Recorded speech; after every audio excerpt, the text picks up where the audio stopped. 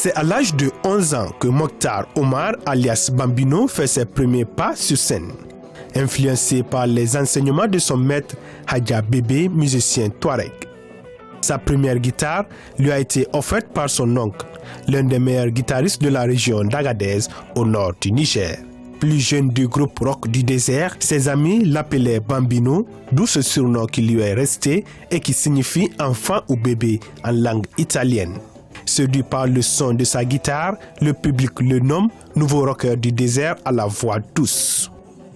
Elle m'a apporté beaucoup de choses parce que, vous savez, elle m'a fait traverser le voyage, elle m'a fait découvrir le monde. Rien que ça, c'est quelque chose que je ne peux pas avoir, c'est grâce à la musique. Là, actuellement, je suis à mon troisième album qui est connu, mais sinon, je suis à la 4e année, localement, 4e album.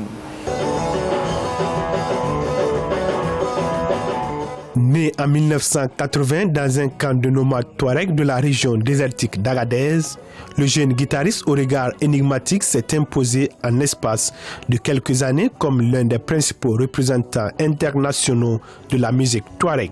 Aujourd'hui, sa cote de popularité a dépassé son pays natal, le Niger. Moi, avec la guitare et la musique, c'est quelque chose qui a duré depuis longtemps. C'est quelque chose...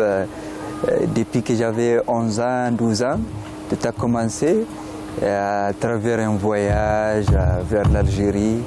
C'est là où on a commencé vraiment à entendre la musique, la guitare.